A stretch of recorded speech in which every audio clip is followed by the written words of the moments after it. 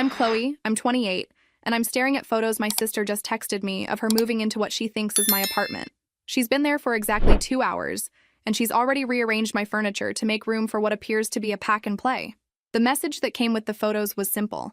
You've been selfish long enough. Time to contribute. We're moving in for a few months. No question mark. No, would it be okay if, or can we discuss this? Just a declaration that my space was now theirs. Where are you watching from today? Drop your location in the comments below and hit that like and subscribe button if you've ever felt completely invisible in your own family. You'll definitely want to stick around for what happened next. The thing is, I've been called selfish my entire life.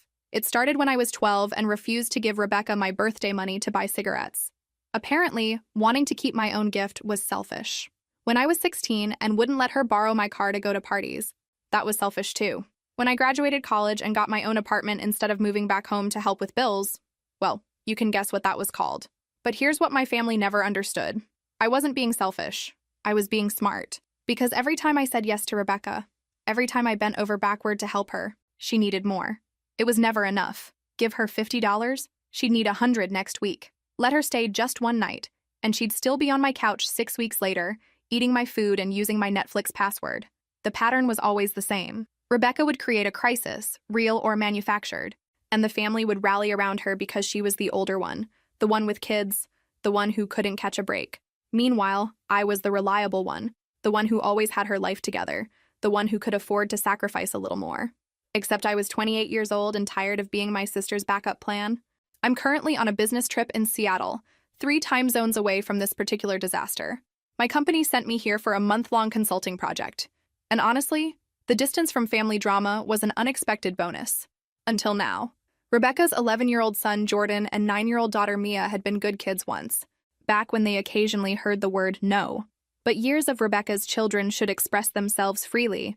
Parenting had turned them into miniature versions of their mother, entitled, boundary-free, and convinced that other people's belongings were community property. My phone rings. Mom. I let it go to voicemail, but she calls again immediately. And again. By the 4th call, I answer. Chloe, thank goodness. Her voice is breathless with relief. Rebecca told us what happened. That poor girl having to use her emergency key because you wouldn't answer her calls. Emergency key. That's an interesting way to describe using the spare key I'd left with my neighbor for actual emergencies. Though I suppose this qualified as an emergency in Rebecca's mind. The emergency of needing somewhere to live after her latest boyfriend Derek kicked her out. Mom, she can't just move into my apartment without asking. Oh, honey, she did ask. She texted you 3 times yesterday. I scroll through my messages. One text, sent at 2 in the morning. Need place to stay, kids to, DX. That wasn't asking, that was informing. She has the kids with her. Mom continues as if that explains everything. You know how hard it's been for her since the divorce. And now, with Derek being such a disappointment. Derek being such a disappointment. That was Mom's way of saying Rebecca's latest live-in boyfriend had finally gotten tired of supporting someone else's children and paying for someone else's mistakes. Mom, I'm 3,000 miles away. Even if I wanted to help, I couldn't just... You could come home early. This is family, Chloe. Family comes first. There it was. The magic phrase that was supposed to make me drop everything and fix Rebecca's life. Again. But here's what Mom didn't know. What none of them knew. I wasn't coming home to that apartment. I'd moved out 3 weeks ago. Before this trip. The lease had ended. I'd found a better place across town. And I'd been quietly setting up my new life without fanfare or family meetings. I hadn't told them about the move because I knew exactly what would happen. There would be a family discussion about how I should have considered Rebecca's needs. There would be guilt trips about abandoning my family. There would be expectations that I should have coordinated my life choices with Rebecca's perpetual housing crisis. So I'd simply not mentioned it. I need to go, Mom. I'm late for a meeting. Chloe, you can't just... I hung up and immediately called my former landlord. Mr. Peterson was a sweet older man who'd been managing properties for 40 years. When I explained the situation, his response was immediate. Oh dear, I already rented it to someone else. They moved in yesterday. Of course they did. Because that's what happens when you legally end a lease and move out. Someone else moves in. Who's the new tenant? Nice fellow. Federal police officer. Very quiet. Very neat. Said he specifically wanted a place where he could have some peace after work. A federal police officer. Someone who probably didn't appreciate finding strangers in his legally rented apartment. I thanked Mr. Peterson and hung up, staring out the hotel window at the Seattle skyline. My sister was currently setting up house in someone else's home, making coffee in someone else's kitchen, probably letting Jordan and Mia run around like they owned the place. And when that very neat, very quiet federal police officer came home from his shift tonight, he was going to find a woman who claimed family rights to a place that wasn't hers, with children who'd never been taught that other people's property wasn't their playground. My phone buzzed with another text from Rebecca. Thanks for sharing your space. Kids love their new room. Their new room. She'd already claimed space, assigned bedrooms, settled in for what she clearly expected to be a long-term arrangement. I turned off my phone and ordered room service. Tomorrow was going to be very interesting for my family, but for tonight, I was going to enjoy my last few hours of peace before the storm hit. The storm hit at exactly 6:47 the next morning, Seattle time. My phone exploded with notifications, 17 missed calls and 43 text messages from various family members, each more frantic than the last. Rebecca, 6:47 a.m. Some guy is banging on the door saying this is his apartment. Mom, 6:52 a.m. Rebecca called crying. What's happening? Dad, 7:15 a.m. Call us now. Rebecca, 7:18 a.m. This maniac is threatening to call police if we don't leave immediately. Where are you? I ordered coffee and scrolled through them like reading a really dramatic soap opera script, except this one starred my family and their complete inability to grasp cause and effect. According to Rebecca's increasingly hysterical messages, the very neat, very quiet police officer had returned from his night shift to find my sister's belongings in his living room and my niece's toys scattered across his floor. Apparently, he'd been completely unreasonable about the whole thing. Imagine that. A man being unreasonable about finding strangers in his home. The messages escalated throughout the morning.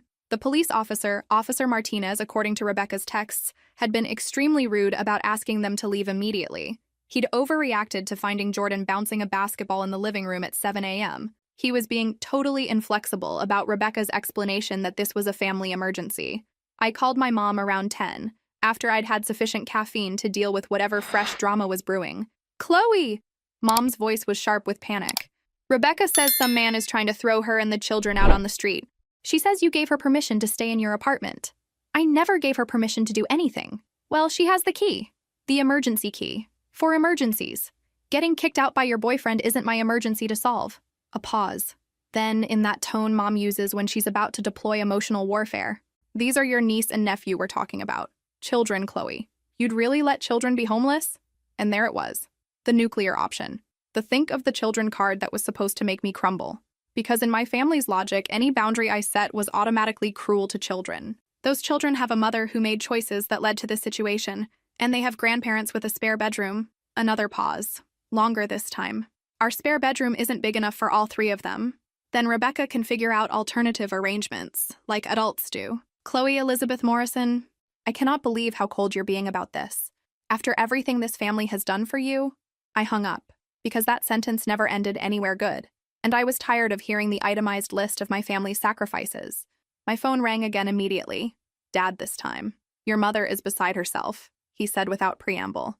What's this nonsense about not living in your apartment anymore? It's not nonsense. I moved out 3 weeks ago. The lease ended. You moved out? Without telling us? The genuine shock in his voice almost made me laugh, because when had I ever made a major life decision without a family committee meeting to discuss how it would affect Rebecca? I found a better place, closer to work. Well, He was struggling now, trying to process this information. That's fine. But you should have told Rebecca you were moving. She wouldn't have gone there if she'd known. Dad, she went there because she assumed I'd drop everything to solve her housing problem. Again, she's your sister. I know who she is. A long silence.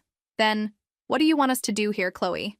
That police officer is being very aggressive about this whole thing. Police officer. So they knew what the new tenant did for a living. That somehow made this even more ridiculous. Rebecca had essentially broken into a cop's house and was now surprised that he wasn't being accommodating about it. I want you to tell Rebecca to apologize to the man, pack up her things, and leave. Immediately. And then what? Where is she supposed to go? That's not my problem to solve. Jesus, Chloe. Dad's voice was rough with disappointment. When did you become so heartless? Heartless. There was that word again. There. The one they used whenever I refused to be their solution to the Rebecca problem. I became realistic, Dad. There's a difference. I hung up and turned off my phone. Outside my hotel window, Seattle was gray and drizzly, which seemed appropriate for the day. By evening, the situation had apparently reached a crisis point. When I finally turned my phone back on, I found a voicemail from Mr. Peterson that made my stomach drop. "Chloe, dear, I'm so sorry to bother you, but there's been quite a situation. Your sister is refusing to leave Officer Martinez's apartment, and he's called for backup. I'm afraid if this isn't resolved soon, there might be arrests involved. Could you possibly call Officer Martinez? His number is..." Arrests. Rebecca was about to be arrested for trespassing in a police officer's apartment. I immediately called the number Mr. Peterson had given me. "Officer Martinez." His voice was professional but strained. "But this is Chloe Morrison, Rebecca Morrison's sister. Mr. Peterson gave me your number." "Ms. Morrison, thank God. Your sister is claiming she has permission to be in this apartment, and she's refusing to leave despite my repeated requests." I could hear voices in the background. Rebecca's voice, getting higher and more emotional, and what sounded like other officers. "Officer Martinez, I need to explain the situation. Rebecca didn't know I'd moved out. She was using an emergency key that was never meant for this purpose. So she doesn't have permission to be here?" "Absolutely not. She never did. She assumed my apartment was available for her use without asking me first." A pause. "Are you saying this was a misunderstanding rather than intentional trespassing?" I closed my eyes. This was my choice point. I could let Rebecca face the consequences of her actions: arrest, criminal charges, a record that would follow her forever. Or I could intervene one more time, give her an escape route from consequences she'd earned. "It was a misunderstanding," I said. "She genuinely didn't know I'd moved out. She thought she was using my apartment with implied permission." "I see. And the children? Are innocent in this situation. They're just following their mother's lead." Another pause. Then, "Ms. Morrison, if you can guarantee that your sister will leave immediately and won't return, I'm willing to treat this as a misunderstanding rather than pursue charges." Relief flooded through me. "She'll leave, I guarantee it. There is the matter of damages to the property. The locks need to be changed, and there's been some damage to the flooring." "How much?" "Approximately $800. $800. The price of Rebecca's latest crisis, now my responsibility to resolve. I'll take care of it. Thank you, Ms. Morrison. Your intervention here likely saved your sister from a very serious legal situation." After I hung up, I sat in my hotel room and realized what had just happened. I'd saved Rebecca from arrest, but I hadn't saved her from consequences. She still had to leave. She still had nowhere to go. She still had to face the reality that her choices had led to this crisis. And for the first time, I'd helped her while maintaining my boundaries. I'd intervened to prevent disaster without enabling her behavior. It felt like progress. Small progress, but progress nonetheless. The next few days brought the predictable aftermath of the apartment crisis. Rebecca and the kids had moved in with my parents, the solution that had always been available but somehow hadn't been considered while I was being pressured to sacrifice my space. The calls from my family painted a picture I'd seen before.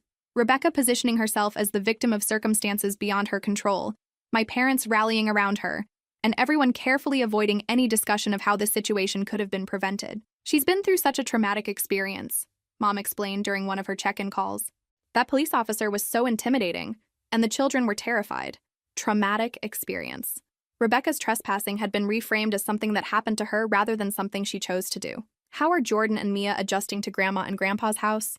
Well, they're excited to be here, of course. But it's been an adjustment. Our house isn't really set up for children. Their house wasn't set up for children because they'd raised their children 30 years ago and had spent the last 2 decades creating a peaceful retirement environment. Now they were dealing with the reality of active kids in a space designed for quiet adults. And Rebecca? How is she doing with the transition? A pause. "She's processing everything. She feels terrible about the misunderstanding with your apartment." Misunderstanding. Even now, Rebecca's deliberate choice to move into my space without permission was being repackaged as an innocent mistake. Has she started looking for her own place? She's exploring options, but you know how difficult the housing market is right now, and with the children's needs to consider, the children's needs, Rebecca's universal excuse for why normal adult responsibilities didn't apply to her situation. 3 weeks into their stay at my parents' house, Dad called with a tone I'd never heard before. "Chloe, we need to talk." "What's wrong?" "Nothing's wrong exactly, it's just, this living arrangement is more challenging than we anticipated." Challenging. Dad's diplomatic way of saying Rebecca was driving them insane. "What kind of challenges?" A long pause. "Jordan broke my trophy case yesterday playing basketball in the living room." The trophy case. Dad's pride and joy, filled with awards from his construction company and his amateur golf tournaments. The glass case he'd spent hours organizing and cleaning every weekend for as long as I could remember. How did that happen? Rebecca said the children needed space to exercise since they can't play outside unsupervised in our neighborhood. Their neighborhood. The quiet suburban street where they'd moved specifically because it was filled with retirees and empty nesters, where lawns were pristine and noise ordinances were taken seriously. What did she say when you talked to her about supervising them? She said children need freedom to explore their environment, that too many rules stifle creativity. Rules stifle creativity. Rebecca's universal response to any suggestion that her children should respect other people's property or space. And Mom? How is she handling the adjustment? Another pause. Your mother is struggling. Mia decided to give herself a haircut yesterday, with Mom's sewing scissors. In the living room, I winced, picturing the scene. Mom's pristine white carpet, probably now decorated with chunks of 9-year-old hair. Where was Rebecca during this? On the phone with Derek, trying to convince him to take her back. She said she couldn't be interrupted during an important conversation. Of course she was, because in Rebecca's mind, managing her romantic crisis took priority over supervising her children's destructive tendencies. Have you ever experienced that moment when someone else finally understands what you've been dealing with all along? Drop a comment below if you've ever felt vindicated when reality caught up with family denial. Dad, how long is this arrangement supposed to last? That's what I'm calling about. Rebecca says she needs at least 6 months to find the right place for the children. Somewhere with good schools, a yard, reasonable rent. 6 months. Rebecca's criteria for acceptable housing, affordable rent in a perfect neighborhood with ideal schools, was completely disconnected from market reality. What's her budget? She says she can afford about $800 a month. $800 a month for a place with a yard in a good school district. Rebecca was looking for housing that didn't exist at her price point, which meant she was planning to stay with my parents indefinitely while maintaining the fiction of actively searching. Dad, are you asking me for advice or for help? I'm asking if you think there are options we haven't considered. Options they hadn't considered. Dad was too polite to directly ask me to resume solving Rebecca's problems, but the implication was clear. There are always options. Rebecca could lower her housing expectations, get a second job to afford better places, or work out something with Derek. She's choosing not to pursue those options because staying with you is easier. But the children's stability suffers more from inconsistent boundaries and no consequences than from living in a smaller apartment or changing schools. The silence stretched long enough that I wondered if Dad was processing this perspective for the first time. Chloe, can I ask you something honestly? Of course. Did you know it would be like this when you refused to let her stay in your apartment? The question caught me off guard. Not a request for money or intervention, just curiosity about whether I'd anticipated this exact scenario. Yes, I said simply. I did. How? Because I've been dealing with Rebecca's chaos for 28 years. I know how she operates when she doesn't get her first choice. Another long pause. We thought you were being selfish. I know you did. We were wrong, weren't we? It was the first time either of my parents had questioned their handling of the Rebecca situation. The first crack in their united front of family loyalty above all else. You made the choice you thought was right at the time, based on the information you had. But you knew better. I knew Rebecca better. And we didn't listen. It wasn't really a question, more of a realization spoken out loud. That night, I sat in my peaceful apartment, my secret apartment that my family still didn't know about, and felt something I hadn't expected: sympathy for my parents. They were learning what I'd known for years, that enabling Rebecca's irresponsibility didn't help anyone, including Rebecca. They were discovering that good intentions and family loyalty couldn't substitute for boundaries and consequences. But they were learning it the hard way, by living with the daily reality of choices they'd always defended from a safe distance. Part of me felt vindicated. Part of me felt sad for the disillusionment they were experiencing. And part of me wondered if this crisis might finally motivate some real changes in our family dynamics. Only time would tell if they'd learn from this experience, or simply endure it until they could find someone else to manage the Rebecca situation. 6 weeks into Rebecca's stay at my parents' house, Mom called me crying. Chloe, I don't know what to do anymore. Mom never cried during phone calls. She was the family diplomat, the one who maintained composure during crises and found silver linings in impossible situations. What happened? I came home from grocery shopping yesterday and found Jordan had put a basketball through the dining room chandelier. The crystal one. The dining room chandelier. The one Mom had saved for months to buy. The one she cleaned carefully every spring and protected like a family heirloom. Where was Rebecca? In her room with the door closed. She said she had a headache and needed quiet time. Quiet time. While her son destroyed my parents' home. What did she say when you showed her the chandelier? That boys will be boys. And we should be grateful he's getting exercise instead of sitting in front of screens all day. Boys will be boys. Rebecca's universal excuse for Jordan's destructive behavior The same phrase she'd used when he'd broken my laptop, scratched my car, and helped himself to money from my purse. Mom, where are you calling from? Linda's house. I'm staying with your aunt for a few days. Mom had fled to her sister's house. The same mom who'd spent years lecturing me about family loyalty and sticking together through difficult times had reached her breaking point. How did Dad react when you left? He said he understood, but that I was abandoning the family during a difficult time. Abandoning the family. The same phrase they'd used when I'd refused to solve Rebecca's housing crisis. What was the final straw? A long pause. Yesterday morning, Mia painted a mural on my bathroom wall. When I asked Rebecca about it, she said I was being too rigid about material possessions and that children need to express their creativity. Too rigid about material possessions. Rebecca's way of saying that other people's belongings didn't matter as much as her children's self-expression. Mom, what do you want from me? I want to know if you saw this coming. If you knew it would be like this. Yes, I did. Why didn't you warn us? Would you have believed me? Silence. We both knew the answer. 2 months ago, any attempt to warn them would have been dismissed as more evidence of my heartless attitude toward family. The house is destroyed, she said quietly. 20 years of maintaining this place and it looks like a tornado hit it. What does Rebecca say about the damage? That these are normal childhood accidents and we shouldn't make the children feel guilty about being children. Normal childhood accidents, as if teaching children to respect other people's property would somehow damage their psychological development. How much longer is this supposed to last? Rebecca says she's still looking, but every place she finds has problems. Too expensive, wrong neighborhood, not suitable for children. Too expensive, wrong neighborhood, not suitable for children. Rebecca's criteria ensured she'd never find anything, which meant she could stay with my parents indefinitely while maintaining the fiction of actively searching. Mom, has anyone suggested that Rebecca's standards might be unrealistic for her budget? Your father tried to talk to her about it. She said we were trying to force her and the children into substandard housing because we don't want them around. Don't want them around. Rebecca had managed to reframe reasonable suggestions as evidence of family rejection. Is Dad managing okay?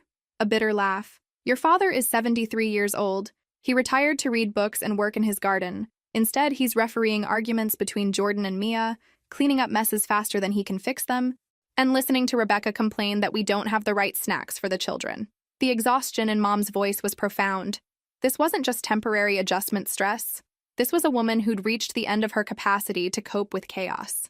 Mom, do you want my advice? Yes, please. Tell Rebecca she has 30 days to find her own place, regardless of whether it meets all her criteria. If she refuses, tell her you'll help her pack, but she needs to leave anyway. We can't throw our daughter and grandchildren out on the street. You're not throwing them out on the street. You're enforcing reasonable boundaries in your own home. Rebecca has options. She's choosing not to pursue them because staying with you is easier. What if she really has nowhere else to go? Then she'll figure something out like other single mothers do when they need housing. The key is that figuring it out becomes her responsibility, not yours. A long pause. What about the children? The children will benefit more from seeing their mother take responsibility for providing stable housing than from learning that other people will always solve their problems. Chloe, can I ask you something? Of course. Do you think we failed as parents? With Rebecca? The question was so vulnerable, so different from Mom's usual defensive stance about family dynamics, that I had to consider my answer carefully. I think you loved her and tried to protect her, but I think you protected her from consequences that would have taught her important lessons about responsibility. And now she's 31 and doesn't know how to solve her own problems. She knows how. She's just learned that creating crises gets other people to solve them for her. What about you? Did we fail you too? I thought about all the times I'd been called selfish for wanting boundaries, criticized for not being more giving, made to feel guilty for prioritizing my own needs. You taught me to be self-reliant. That turned out to be a gift, even if it didn't feel like one at the time. After we hung up, I realized something had fundamentally shifted in my family dynamic. For the first time, my parents were questioning their approach to Rebecca rather than my response to Rebecca. They were living with the consequences of choices they'd always defended, and those consequences were destroying their peace, their home, and their marriage. Maybe this crisis would finally motivate some real changes, or maybe they'd just endure it until they could find someone else to manage the Rebecca situation. Either way, it was no longer my emergency to solve. The family intervention came exactly 2 weeks later, disguised as a dinner invitation. Just something casual, Mom said when she called from Aunt Linda's house. Rebecca really wants to clear the air between you two. Rebecca really wants. The phrasing was significant because it meant Rebecca had convinced my parents that family reconciliation was her top priority, rather than avoiding responsibility for the chaos she'd created. What's the agenda for this dinner? No agenda, honey. Just family time. A chance for everyone to reset and start fresh. Reset and start fresh. Mom's favorite solution to complicated problems. Pretend the past didn't happen and move forward with collective amnesia about previous conflicts. Where is this dinner happening? Our house, of course. Rebecca thought it would be nice to cook for everyone. Rebecca cooking. That was almost funny, considering Rebecca's culinary skills extended to heating up frozen dinners and ordering takeout. Who else will be there? Just us. You, me, your father, Rebecca, and the children. A small, intimate gathering where I'd be significantly outnumbered by people who'd spent months convinced that my refusal to enable Rebecca's behavior was the root cause of all family problems. Mom, what exactly does Rebecca want to clear the air about? The whole situation with Officer Martinez and the apartment. She feels terrible about how everything got so complicated. Even Mom's language had adapted to Rebecca's narrative, transforming deliberate choices into unfortunate circumstances. And what does she want from me? A pause. She was hoping you might consider helping with the costs from Officer Martinez's apartment. As a gesture of good faith, there it was. The real agenda hiding behind family dinner and heartfelt reconciliation. Rebecca wanted me to pay for the consequences of her choices. How much are we talking about? $800. For the new locks and cleaning. $800. The price of Rebecca's trespassing, now presented as my opportunity to demonstrate family loyalty. Mom, Rebecca caused those damages. Why would I pay for them? Because you're the only one who can afford it right now. And because it would show Rebecca that you care more about family than about being right. My insistence on basic accountability had been redefined as stubborn pride that I needed to overcome for the sake of family unity. What has Rebecca contributed toward these costs?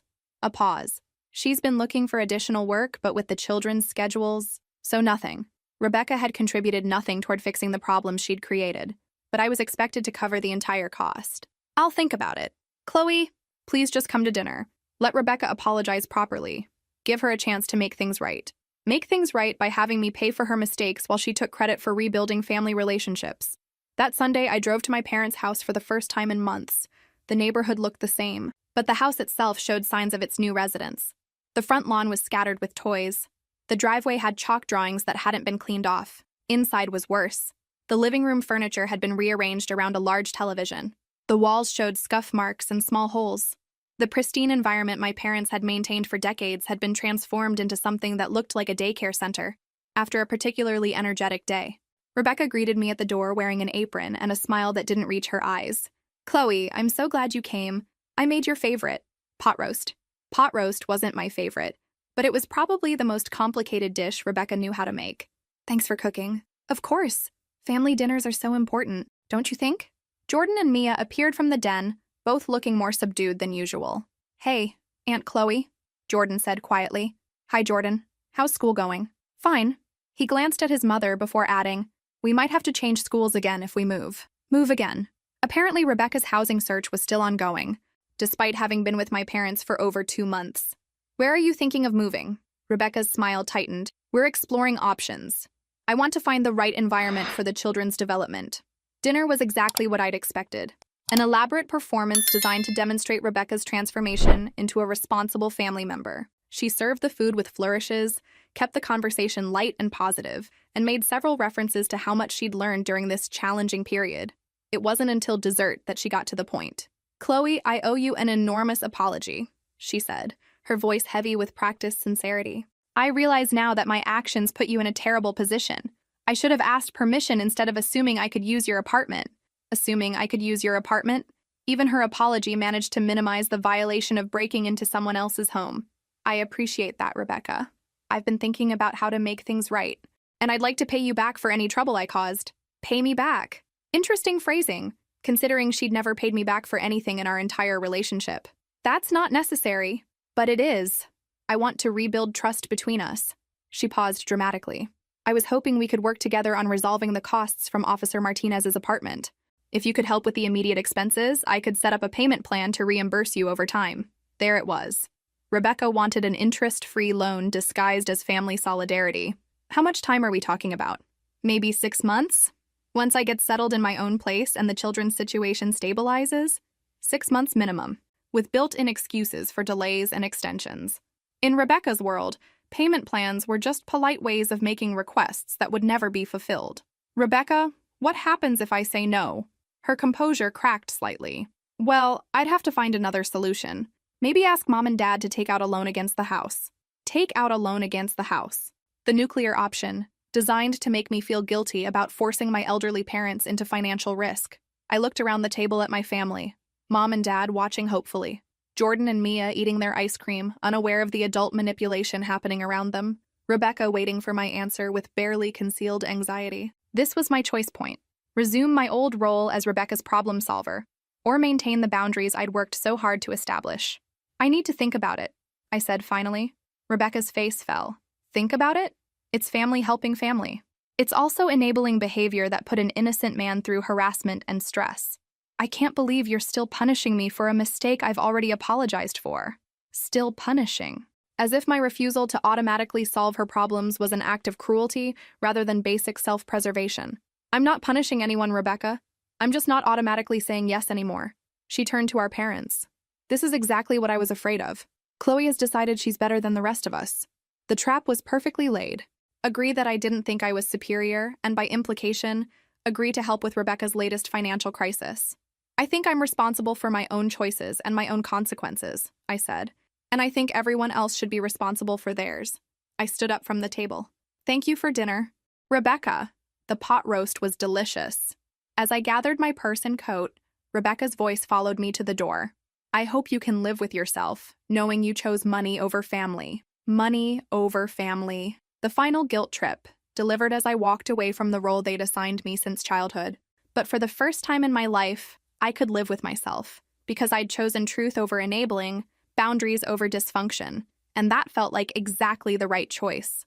2 weeks later, Dad called me with a proposition that surprised me. Chloe, I need to ask you something, and I want you to be completely honest with me. Okay, if you were to help with those apartment costs, hypothetically, what would your conditions be? Conditions. Dad had learned something about negotiations from watching this family crisis unfold. Why are you asking hypothetically? A long pause. Because your mother came home yesterday, looked at the state of the house, and went straight back to Linda's without unpacking her bag. Mom had returned, taken one look at whatever fresh chaos had occurred during her absence, and immediately fled again. What happened while she was gone? Rebecca decided the children needed more space for their activities. She rearranged all the furniture, took down some of Mom's wall decorations to hang the kids' artwork, and converted the guest room into what she calls a creativity center. The guest room, Mom's carefully decorated space for visitors, transformed into an art studio for children who'd never been taught boundaries. And Mom's reaction? She didn't say a word, just looked around, picked up her bag, and left. But I found a note on the kitchen counter that said she's not coming back until Rebecca moves out. An ultimatum. Mom had reached her absolute limit. Dad, if I were to pay those costs, my condition would be that Rebecca moves out within 30 days. Silence. She has nowhere to go, he said finally. She has the same options she had 4 months ago when she decided to break into my apartment. She can lower her standards, get additional income, or work something out with Derek. Derek won't take her back. Then she needs to explore other solutions, like adults do when they need housing. A pause. Chloe, I know how this sounds, but could you consider covering her first month's rent somewhere, just to help her get established? First month's rent. The ask had escalated from $800 to potentially $1,500 or more. Dad, if I pay her first month's rent, what happens when she can't afford the second month? She'll figure it out. Will she? Or will there be another family emergency that requires someone else to solve her problems? The question hung between us because we both knew the answer. What if we put it in writing? Dad asked. Some kind of agreement that this is the last financial help? A contract with Rebecca. The idea was absurd, considering she'd never honored any agreement that became inconvenient. Dad, do you really think a piece of paper would change Rebecca's behavior? Maybe. If she understood this was absolutely the final time. How many times have you told her something was the final time? A long pause. Too many. And how did that work out? Not well. I could hear the exhaustion in his voice. This wasn't about Rebecca anymore. This was about a 73-year-old man trying to save his marriage and his home from the collateral damage of his daughter's dysfunction. If I do this, I said slowly, I need to be clear about what it means. Okay, I pay the apartment costs and first month's rent somewhere else. Total cost around $2,000. Rebecca moves out within 30 days. And this is absolutely the last financial assistance she gets from me. Ever. Ever. Ever. No more emergencies, no more temporary help, no more family obligations to bail her out. What if something genuinely serious happens? Dad, everything with Rebecca gets framed as genuinely serious, but none of it has been serious enough to motivate her to change her patterns. Another pause. And if she refuses to move out even after you pay for her new place? Then you and Mom enforce the boundary. You tell her she has to leave whether she has somewhere else to go or not. Chloe, Dad, you can't ask me to solve Rebecca's housing problem and then refuse to enforce the solution when she finds it inconvenient. Let me talk to your mother. You have 1 week to decide.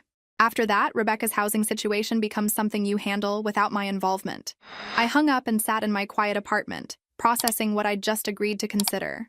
$2,000 to buy my family's peace and my own freedom from future Rebecca emergencies. It felt like paying ransom, except the kidnappers were my own relatives. But maybe it was worth it to finally close the door on 28 years of being my sister's backup plan. The question was whether Rebecca would actually stay gone, or if this was just the latest in a series of family bailouts that would repeat whenever life got challenging. Based on her track record, I wasn't optimistic about her learning capacity, but I was optimistic about my own ability to stick to boundaries once they were clearly established and paid for in advance. Dad called back in less than 24 hours. We accept your conditions. No negotiation, no requests for modifications, no attempts to bargain for better terms. Dad sounded like a man who'd run out of options and patience in equal measure. How did Mom react? She said to tell you she's sorry it took us so long to understand what you've been dealing with all these years. An apology. From Mom. For doubting my assessment of Rebecca's behavior and my need for protective boundaries. And Rebecca? Rebecca is less enthusiastic about the arrangement. I could imagine. Rebecca had probably expected my parents to negotiate on her behalf, to find some middle ground that let her keep the benefits of family support without the inconvenience of actually moving out. What exactly did she say? That 30 days isn't enough time to find a decent place. That rushing into housing decisions under pressure isn't fair to the children. That families should support each other through transitions instead of making ultimatums. Families should support each other. Rebecca's standard response to any situation that required effort or sacrifice from her. Did you explain that this isn't an ultimatum? It's an offer with conditions? I tried. She said the conditions were designed to humiliate her and prove that she's a burden on the family. Humiliate her. Rebecca had managed to reframe her eviction from my parents' house as a personal attack rather than a natural consequence of making their home unlivable. Has she started looking for apartments? She says she has, but every place she's found has problems. Too expensive, wrong neighborhood, not suitable for children. Rebecca's criteria for acceptable housing ensured she'd never find anything, which meant she could stay indefinitely while maintaining the fiction of actively searching. What's her price range? She says she needs at least a 2-bedroom for under $1,000 a month, preferably with a yard. $1,000 a month for a 2-bedroom with a yard. Rebecca's budget expectations were completely disconnected from market reality. Dad, that budget might get her a 1-bedroom efficiency in a less desirable area. I know. I've tried explaining that, but she says she won't sacrifice her children's well-being to meet an arbitrary deadline. Arbitrary deadline. My 30-day requirement had been redefined as cruel and unreasonable. The deadline stands, I said firmly. 30 days from today, or the offer expires. What if she finds a place but needs help with security deposits? Those costs come out of the $2,000. It's not additional money. A pause. Chloe, what if she just refuses to leave? Then you and Mom evict her. Legally, if necessary. We can't throw our daughter out on the street. You're not throwing her out. You're enforcing reasonable boundaries in your own home. Rebecca has options. She's choosing not to pursue them because staying with you is easier. The truth settled between us. Rebecca wasn't helpless. She was simply accustomed to having her problems solved by other people. 3 days later, Rebecca called me herself. Chloe, we need to talk. About what? About these unreasonable conditions you've attached to helping the family. Which conditions do you find unreasonable? The timeline? Mainly. 30 days isn't enough time to make responsible housing decisions. I need at least 2 months to find the right place for the children. 2 months. Rebecca wanted to extend her stay by another 8 weeks, while Mom continued hiding at Aunt Linda's. The timeline isn't negotiable. Rebecca, why not? What difference does 30 days versus 2 months make to you? It makes the difference between Mom coming home and Mom filing for separation. A pause. That's ridiculous. Mom wouldn't leave Dad over something like this. Mom has already left Dad over something like this. She's been gone for 3 weeks. That's emotional manipulation. Rich, coming from someone who'd built her life around manipulating family emotions to avoid consequences. Rebecca, I'm offering you $2,000 and 30 days to find housing. That's more generous than anyone else has offered. It's not about the money.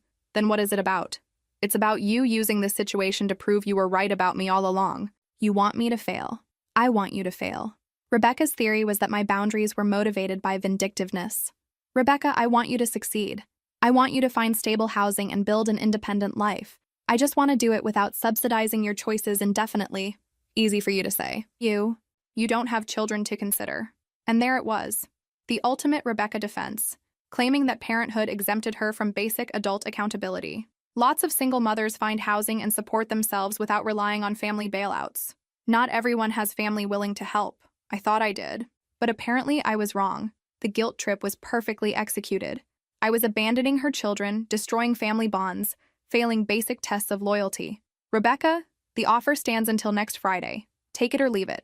And if I leave it, then you figure out your housing situation without my involvement. I hung up feeling completely calm about holding firm to the boundaries I'd established. 27 days to go. Rebecca found an apartment on Thursday with 2 days to spare. A 2-bedroom unit in a subsidized housing complex across town. Not the suburban paradise with yards and perfect schools she'd envisioned, but actual housing she could afford on her income. The move happened without ceremony or dramatic farewells. Rebecca packed while maintaining a running commentary about how she was being forced out by unrealistic expectations and insufficient family compassion. I transferred the money as promised. $800 for Officer Martinez's apartment damages, $1,200 for Rebecca's first month's rent and deposit, $2,000 to buy my family's peace and my own freedom from future Rebecca emergencies. Mom returned home the day after Rebecca moved out and spent the weekend assessing the damage. The repair costs were extensive. New carpet throughout the main floor, professional cleaning of all furniture, repairs to walls and doors, replacement of the chandelier and trophy case. The final bill exceeded $4,000. I paid what I'd promised. My parents covered the rest without complaint, which told me exactly how desperate they'd been to reclaim their home. For 2 weeks, the house was quiet. Mom and Dad returned to their retirement routine of reading, gardening, and peaceful dinners together. The toys disappeared from the front lawn. The scuff marks were painted over. The guest room was restored to its original purpose. Then Rebecca called. Chloe, I wanted to thank you for helping me get established in the new place.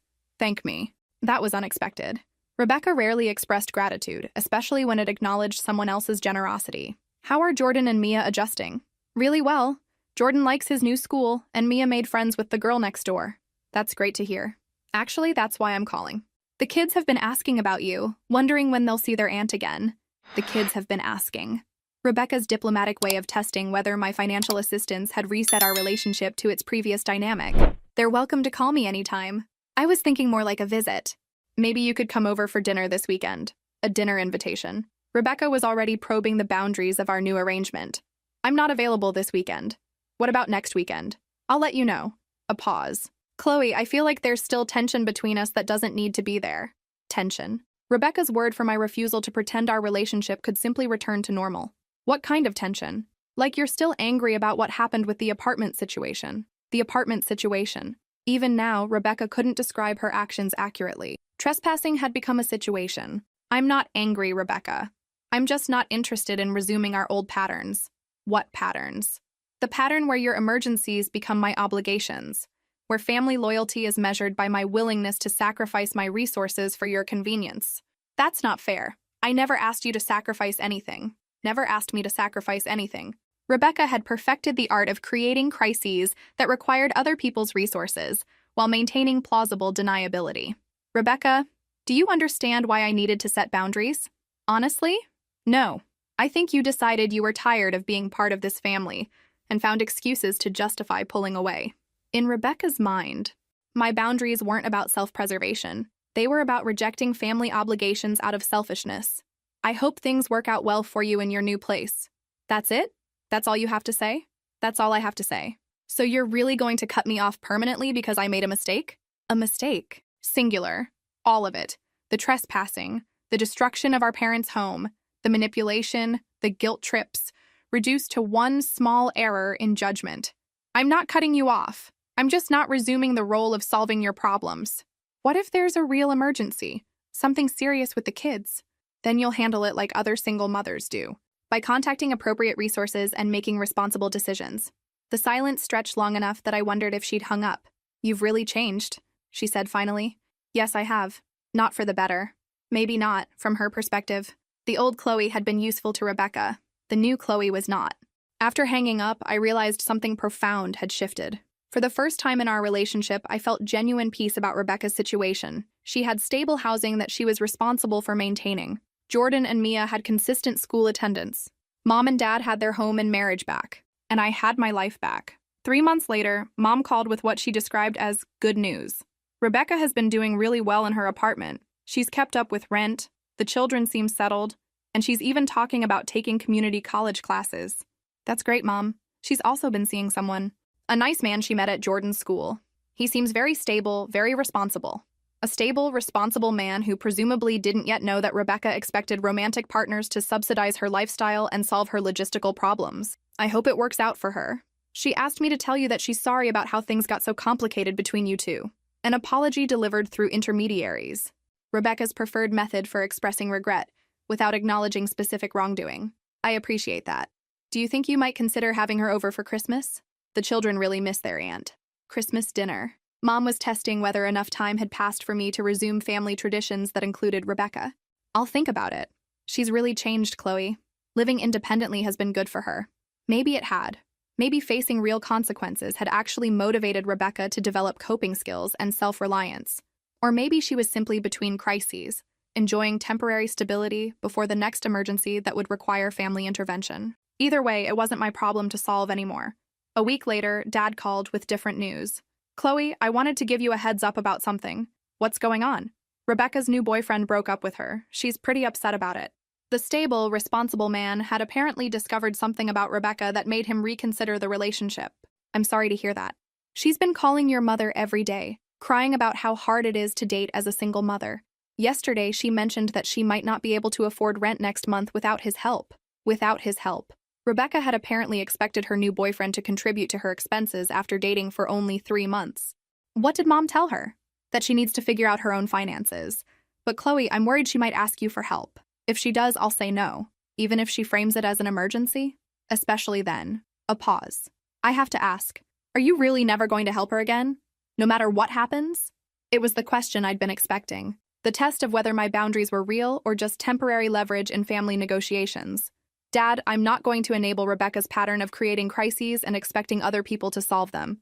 That's not helping her, and it's not helping the family. But what if something genuinely serious happens?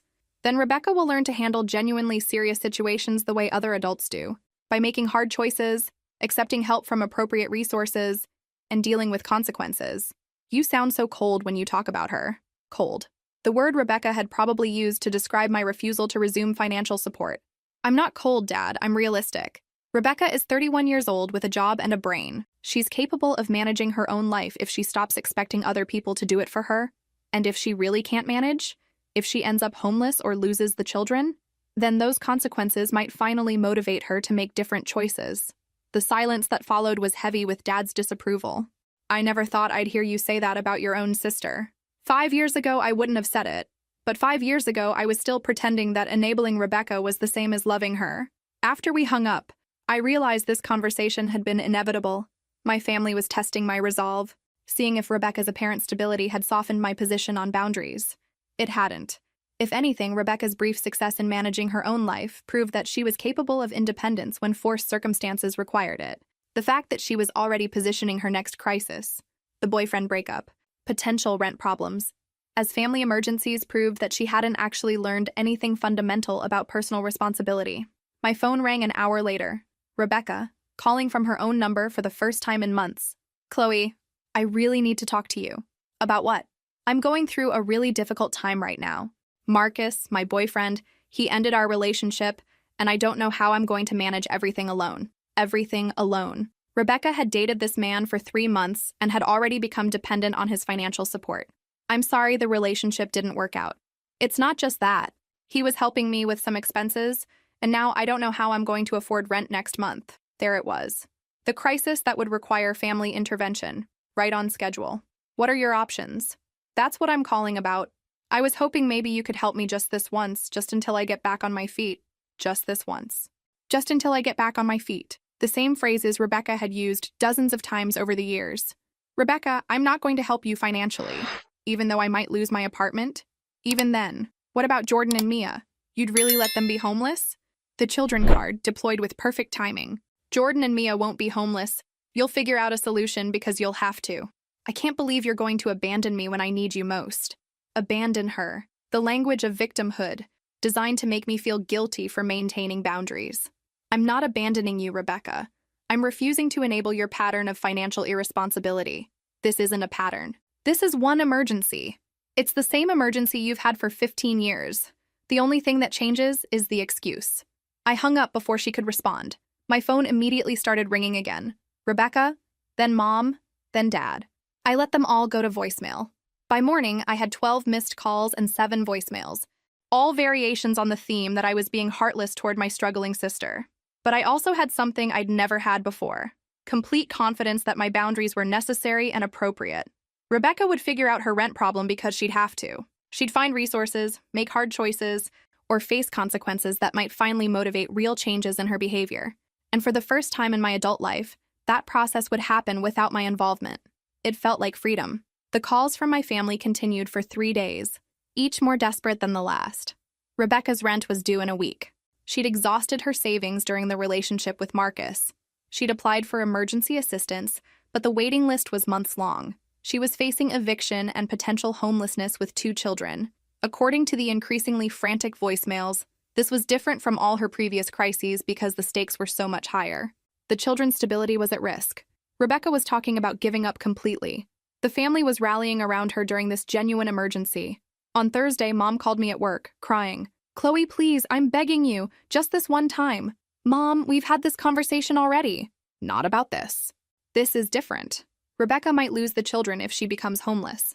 Social services could get involved. Social services.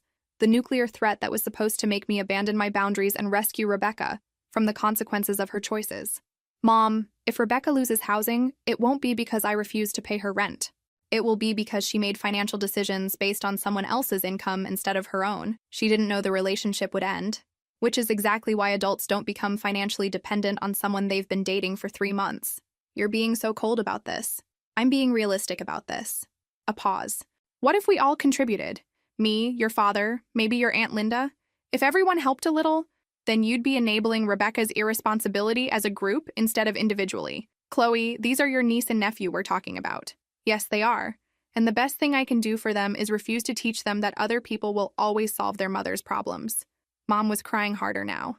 I can't believe you've become this person. This person. Someone who maintained boundaries instead of constantly sacrificing my resources for other people's poor choices. I've become someone who understands the difference between helping and enabling. I hung up and immediately blocked my parents' numbers for the rest of the day. I needed space to think without constant emotional manipulation. That evening, I unblocked their numbers to find 14 missed calls and a text from Dad that said simply, "Call me, it's important." When I called back, Dad sounded exhausted. Rebecca called in a panic tonight. She says she has to be out of the apartment by Sunday or face eviction proceedings. Okay? Okay? That's all you have to say? Dad, what do you want me to say? Rebecca created this crisis by making poor financial decisions. Now she gets to solve it. And if she can't solve it, then she experiences the consequences of those poor decisions. Maybe those consequences will motivate better choices in the future. A long pause. Your mother wants to give her the money. That's Mom's choice. We don't have $1,500 in our emergency fund. Then she can't give Rebecca $1,500. She's talking about taking out a second mortgage on the house. A second mortgage. Mom was willing to put their retirement security at risk, rather than let Rebecca face consequences for her choices. Dad, that's a terrible idea. I know it's a terrible idea, but I don't know how to stop her without seeming heartless about the grandchildren. You stop her by pointing out that mortgaging your retirement to pay Rebecca's rent doesn't solve Rebecca's fundamental problem. It just delays the next crisis while creating a new crisis for you and Mom. Will you talk to her? She might listen to you. She won't listen to me about this. In her mind, I'm the daughter who abandoned the family in their time of greatest need. What do you think we should do? It was the first time Dad had asked for my advice about handling Rebecca rather than asking me to solve Rebecca's problems directly. I think you should tell Rebecca that you don't have the money to help, and that she needs to explore other options. Roommates, moving to a cheaper place, asking Derek for child support, getting a second job. There are solutions that don't require family bailouts. And if she says she's already explored those options, then she explores them harder. Or she faces the consequences of not finding solutions. Another pause.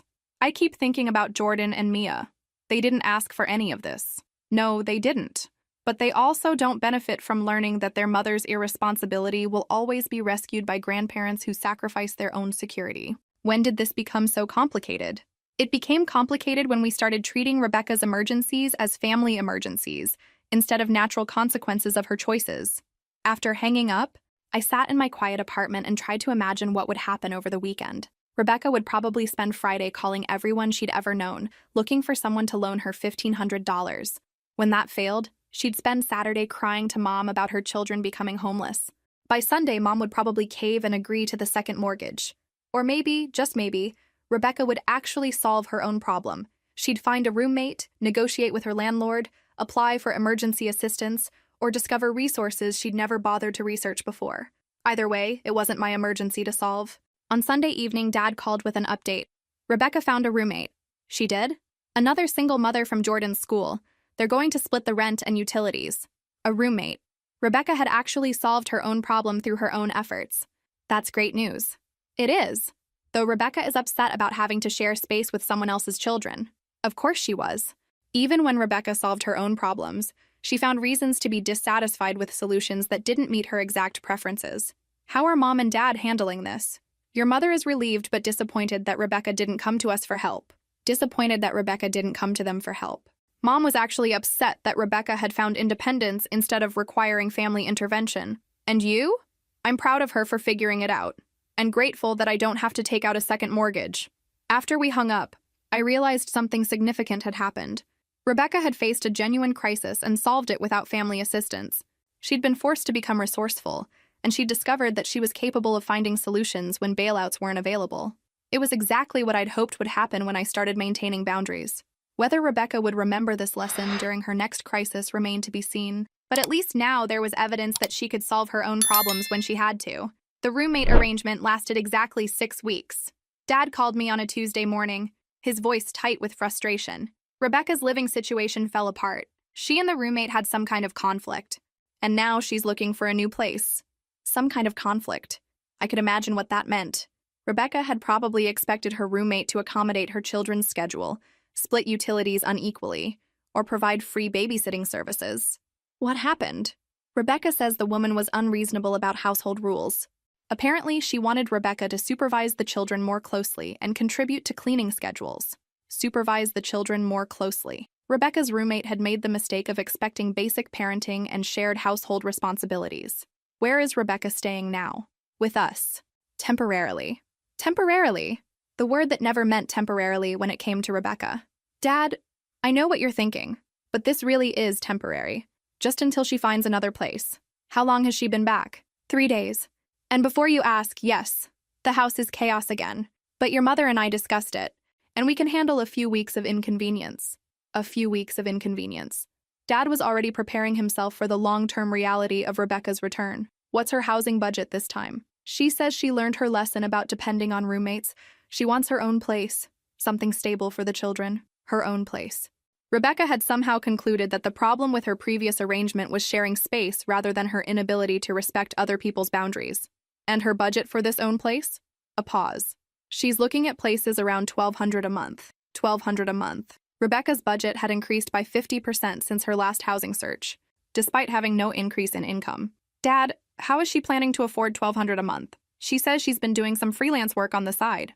Some freelance work. Rebecca's mysterious additional income that would somehow cover the difference between her previous $800 budget and her new $1,200 expectations. What kind of freelance work? I'm not entirely sure. Something with social media marketing. Social media marketing. Rebecca had probably made $50 helping someone set up an Instagram account and had convinced herself this was a sustainable income stream. Dad, you know where this is going, right? Where what is going? Rebecca is going to spend a few weeks looking at apartments she can't afford, declare that the housing market is impossible, and settle in for an extended stay while she figures things out. She promised this would be temporary. She promises a lot of things. A pause. Chloe, I need to ask you something. What? Are you ever going to forgive Rebecca? Are you ever going to be willing to have a relationship with your sister again? The question caught me off guard. Not because I hadn't thought about it, but because I'd assumed my family understood that I wasn't holding grudges or harboring resentment. Dad, I'm not angry with Rebecca. I just don't want to resume the role of solving her problems. But you won't even see her. You won't have dinner with the family. You won't visit when she's here. Because every family gathering becomes an opportunity for her to create a new crisis that requires my involvement. What if she promised not to ask you for help? She's made that promise before. What if we promised to make sure she didn't ask you for help? I almost laughed. My parents, who had never successfully prevented Rebecca from manipulating family dynamics, were going to suddenly become effective boundary enforcers. Dad, I have a relationship with Rebecca. It's a relationship where I'm polite when we interact, supportive of her genuine successes, and unavailable for financial emergencies. That's not punishment or resentment. That's just healthy boundaries. It doesn't feel like a relationship. It doesn't feel like the old relationship where Rebecca's needs determined everyone else's choices. You're right about that. Another pause. Your mother misses you. Mom is welcome to have a relationship with me that doesn't revolve around managing Rebecca's crises. But family dinners, holidays, are occasions when Rebecca typically creates drama that requires someone to fix something. I'm not interested in being the designated fixer anymore. So you're really going to miss Jordan and Mia growing up because of your issues with Rebecca? Issues with Rebecca. Dad had reframed my boundaries as personal conflicts that I needed to overcome for the sake of family harmony. I'm not missing anything, Dad. Jordan and Mia are welcome to call me anytime. They're welcome to spend time with me without Rebecca present. They're welcome to have a relationship with their aunt that isn't mediated through their mother's latest crisis. Rebecca would never agree to that. Then Rebecca is prioritizing her own convenience over her children's relationship with their extended family. The conversation ended with both of us frustrated. Dad wanted me to pretend that our family dynamics could return to normal. I wanted him to understand that normal had been dysfunctional. 2 hours later, Rebecca called me directly. Chloe, we need to have a conversation about this family situation. What situation? The situation where you've completely cut yourself off from your niece and nephew because of some imaginary grievance against me. Imaginary grievance. Rebecca had managed to redefine months of boundary violations, financial manipulation, and emotional blackmail as conflicts that existed only in my mind. I haven't cut myself off from anyone, Rebecca. You refuse to come to family events. You won't visit when I'm at Mom and Dad's house. You act like I'm some kind of dangerous person the children need to be protected from. I act like you're someone who creates crises that require other people to solve them, because that's exactly what you do. That's not fair. Which part? All of it. I haven't asked you for anything in months, because I made it clear I wouldn't provide anything. That's not the same as not needing help. So you admit you're punishing me. I'm maintaining boundaries that protect my peace of mind and discourage your dependence on family bailouts. My dependence? I've been completely independent since I moved into my own place. For 6 weeks. Until the roommate situation became inconvenient and you moved back in with Mom and Dad. That's temporary. Rebecca, everything with you is always temporary until it becomes permanent. You're back in your old room, the kids are disrupting Mom and Dad's routine again, and you're looking at apartments you can't afford while waiting for someone else to solve your housing problem. I'm not waiting for anyone to solve anything. Then why are you living with our elderly parents instead of in a place you can actually afford? Silence. Rebecca, I don't hate you. I'm not angry with you. I just refuse to participate in the family dynamic where your emergencies become everyone else's obligations. And if a real emergency happens, something serious with the kids or my health, then you'll handle it the way other adults handle emergencies, by making hard choices and using appropriate resources. You really have changed. Yes, I have. I've learned the difference between being helpful and being used. And you think I was using you? I think you were using all of us. And we were letting you because we confused enabling with love. I hung up, knowing that conversation would be reported to my parents as evidence of my cold, unforgiving attitude toward family. But for the first time, I'd been able to articulate exactly why my boundaries existed and why they needed to remain in place. Rebecca wasn't evil or malicious. She was someone who'd learned that creating crises got other people to solve her problems, and she'd never been forced to develop alternative coping strategies. Until she was forced to develop those strategies, she'd continue creating crises. And until my family stopped responding to those crises with bailouts, the pattern would continue indefinitely. 6 months later, Rebecca was still living with my parents. The temporary stay had become permanent, just as I'd predicted. Mom had stopped mentioning end dates for the arrangement. Dad had stopped pretending he was enjoying his retirement. The calls from my family had become less frequent, but more intense.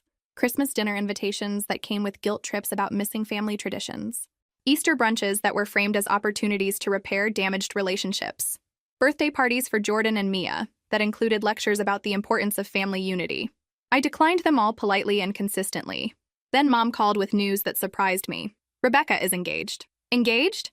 To a man named Kevin. She met him at her work. He seems very nice, very stable, very stable. The same description they'd used for Marcus, the boyfriend who'd lasted 3 months before discovering that dating Rebecca meant subsidizing her entire lifestyle. How long have they been dating? About 2 months, but Rebecca says when you know, 2 months. Rebecca had gotten engaged to someone after 2 months, having learned nothing from her previous relationship disaster. When is the wedding? This summer. Kevin is eager to start building a life together. Kevin was eager to start building a life together with a woman who lived with her parents and had never successfully maintained independent housing. I hope it works out for her. She wanted me to ask if you'd be willing to be in the wedding party. The wedding party. Rebecca wanted me to participate in celebrating her marriage to a man she'd known for 8 weeks. Mom, I'm not going to be in Rebecca's wedding. She's your only sister. And she's marrying someone she barely knows after a pattern of financial irresponsibility and relationship dysfunction. This isn't something I want to celebrate. You're being very judgmental. I'm being realistic about patterns. What if this time is different? What if Kevin is the person who helps Rebecca finally get her life together? What if this time is different? The question my family had been asking about Rebecca for 20 years, despite overwhelming evidence that this time was always the same as last time. Mom, if Rebecca gets her life together, I'll be genuinely happy for her. But I'm not going to participate in another dramatic gesture that's likely to end in crisis. She really wants you there. She really wants family validation for her choices. That's different from wanting me there. 2 weeks later, Dad called with different news. The engagement is off. What happened? Kevin broke up with her. Apparently, he realized she was expecting him to solve her housing situation and support her children financially. Kevin had figured out what Marcus had figured out. That dating Rebecca meant becoming responsible for problems he hadn't created. How is Rebecca handling it? Not well. She's been crying for 3 days, saying she'll never find anyone who understands her situation. Her situation. Rebecca's euphemism for the chaos she created through poor decisions and boundary violations. And the housing situation? That's actually why I'm calling. Rebecca says she can't afford to move out now that Kevin isn't going to help with expenses. She's talking about staying with us permanently. Permanently. Rebecca had finally abandoned the pretense that her living arrangement was temporary. What did you and Mom say? We said we needed to think about it. Dad, you've been thinking about it for 6 months while Rebecca lived in your house without contributing to expenses or helping with household responsibilities. I know, but what are our options? We can't throw her out. You can tell her she has 60 days to find alternative arrangements. You can help her research affordable housing options and social services. You can make it clear that permanent residency isn't available. And if she can't find anything, then she finds something anyway because she'll have to. A pause. I think your mother is going to have another breakdown if this continues much longer. Another breakdown. Mom was approaching her limit again, just as she had during Rebecca's first extended stay. Then you have a choice to make, Dad. You can enable Rebecca's dependence and watch it destroy Mom's mental health, or you can enforce boundaries and help Rebecca develop independence. It's not that simple. Yes, it is. You just don't want to accept that it's that simple. 3 days later, I got a call from Rebecca that I'd been expecting for months. Chloe, I need to talk to you about something important. What's that? I've been doing a lot of thinking about our relationship, and I realized that I owe you a huge apology. An apology. Rebecca was finally ready to acknowledge responsibility for the family chaos she'd created. For what specifically? For taking advantage of your generosity over the years. For not appreciating everything you did for me and the children. For not respecting your boundaries when you tried to set them. It was the most comprehensive acknowledgement of responsibility I'd ever heard from Rebecca. I appreciate that. I've been going to counseling, trying to understand why my relationships keep falling apart. My therapist has helped me see some patterns in my behavior that I need to change. Counseling. Rebecca was actually getting professional help for her dysfunction. That's great. Rebecca, I'm proud of you for taking that step. Part of my recovery involves making amends to people I've hurt. I know I hurt you, and I know I damaged our family relationships. Making amends. Rebecca was working through some kind of 12-step program for her various dependencies. What does making amends look like to you? I want to rebuild our relationship slowly. I know I need to earn back your trust. I'm not asking for money or help with anything. I just want the chance to show you that I'm changing. Not asking for money or help with anything. Rebecca was actually offering to work on our relationship without any financial agenda. Rebecca, what are you asking from me specifically? Would you be willing to have coffee with me? Just us, no kids, no family pressure. I want to talk about how to rebuild our relationship in a healthier way. Coffee. A small, low-stakes interaction that didn't involve family obligations or financial requests. I'd be willing to do that. Really? Really. But I need you to understand that rebuilding trust is going to take time, and that my boundaries about financial assistance aren't going to change. I understand. I don't want your money, Chloe. I want my sister back. After we hung up, I sat in my apartment and realized something had fundamentally changed. For the first time in our adult relationship, Rebecca had approached me without an agenda that involved solving her problems. Maybe counseling was actually helping her develop insight into her behavior patterns. Maybe the broken engagement had forced her to confront some hard truths about her dependence on other people. Or maybe this was just another manipulation strategy, designed to restore access to family resources through emotional reconciliation. Either way, I was willing to find out. Because the boundaries I'd established weren't about cutting Rebecca off forever. They were about creating space for a healthier relationship to develop. A relationship where her emergencies didn't become my obligations. Where family loyalty wasn't measured by my willingness to sacrifice my resources for her convenience. Where I could love my sister without being used by her. If that relationship was possible, I wanted to explore it. And if it wasn't possible, I'd learned that I could have a peaceful, fulfilling life without constantly managing other people's crises. 2 weeks later, Rebecca and I met for coffee at a neutral location downtown. She looked different, more settled, less frantic. She'd gotten a haircut and was wearing clothes that fit properly instead of the constantly stressed appearance she'd maintained for years. "You look good," I said honestly. "I feel different. Clearer, I guess." We talked for an hour. Rebecca told me about her counseling sessions, her insights into her patterns of dependency, her plans for eventually moving out of our parents' house. She asked about my life, my work, my new apartment that she'd never seen. She didn't ask for money. She didn't create any crises that required my involvement. She didn't guilt-trip me about missing family events. For the first time in our adult relationship, we talked like two people who genuinely cared about each other, without either of us needing something from the other. It was exactly the kind of relationship I'd hoped might be possible if Rebecca ever learned to manage her own life. When we said goodbye, Rebecca hugged me and said, "Thank you for not giving up on me, even when I gave you every reason to." "I never gave up on you, Rebecca. I just gave up on being your solution to everything." I understand the difference now. As I drove home, I realized I'd learned something important about boundaries, family, and love. Sometimes the most loving thing you can do is refuse to enable someone's dysfunction. Sometimes protecting your own peace of mind creates space for healthier relationships to develop. Sometimes saying no to destructive patterns is the only way to say yes to genuine connection. I'd never been selfish for wanting basic boundaries and personal autonomy. I'd been smart to protect myself from being used, even when that protection was labeled as heartless by people who benefited from my sacrifice. The Morrison family was slowly learning new patterns of interaction, patterns based on mutual respect rather than automatic bailouts. Patterns where Rebecca's choices were her responsibility, where my parents' retirement wasn't constantly interrupted by artificial crises, where love was expressed through support rather than enabling. It was the family I'd always wanted but hadn't known how to create until I learned the power of a simple word: no. Rebecca had her own apartment now, a job she was good at, and relationships she maintained without financial manipulation. Jordan and Mia had consistent housing, stable school attendance, and a mother who was learning to solve problems instead of just creating them. Mom and Dad had their peaceful retirement back, their marriage restored, and their home reclaimed. And I had something I'd never had before, a life that belonged entirely to me, free from other people's emergencies and immune to guilt trips about family loyalty. Sometimes the most radical act of love is refusing to be used. If this story resonated with you, make sure to like and subscribe for more stories about setting boundaries and choosing your own peace of mind.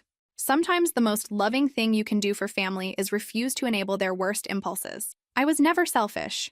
I just decided to stop being used.